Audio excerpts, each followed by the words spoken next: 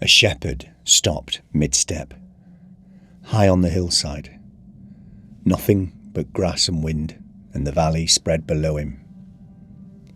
He heard it, low and drawn out, not close. A horn. Down in the lane, a man walking home stopped beside a wall. He heard it too. Same note, same pull, moving. And in a cottage, lamp still burning, someone stood by the window, listening, trying to place it.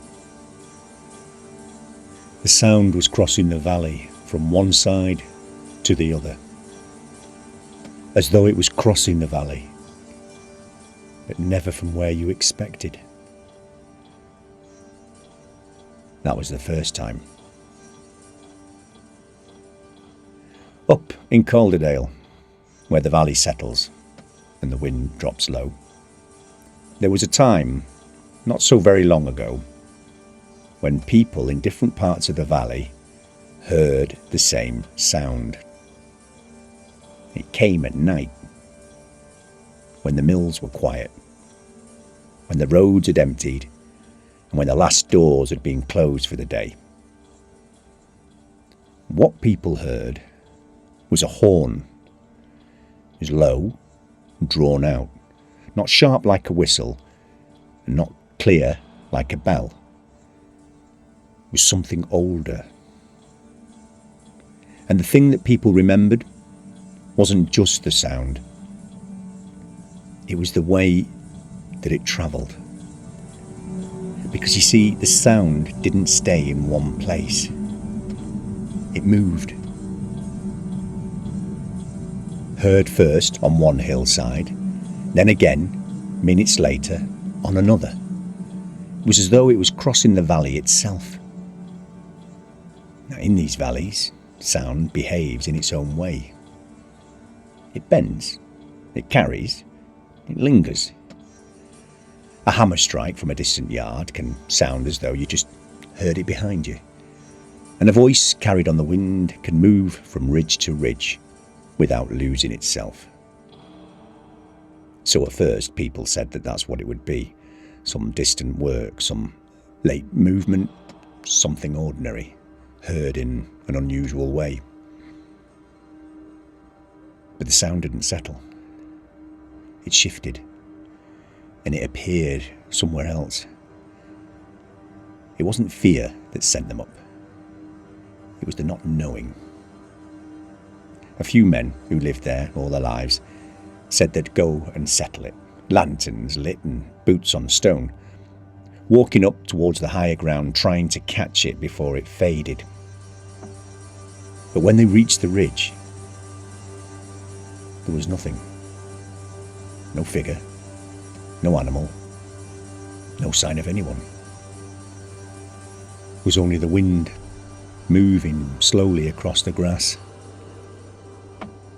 And behind them, the valley lay quiet. The Moor Horn, some came to call it. After that, people began to speak about it, not as a noise, but as something with shape, a meaning. Some said it came from the moor itself, that certain creatures, things that walked the hills long before the Romans, that they still moved across them. And on nights, when the valley was still, they called. Not in distress, not in warning, just called. Not seen, only heard. It was never proven. No source was ever found. After a time, the sound was heard less. Then not at all. The valley returned to its usual ways.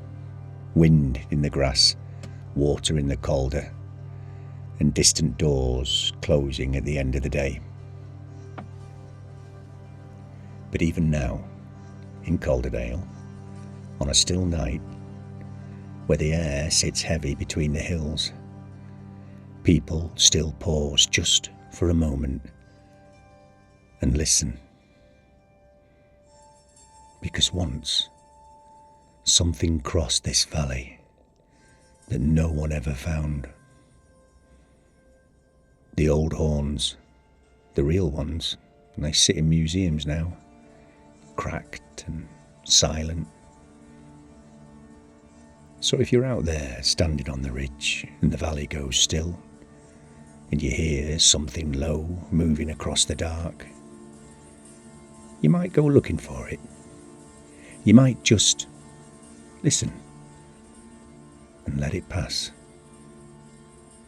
Because sound doesn't need an object to exist. It only needs a valley like this. That's Giles, signing off.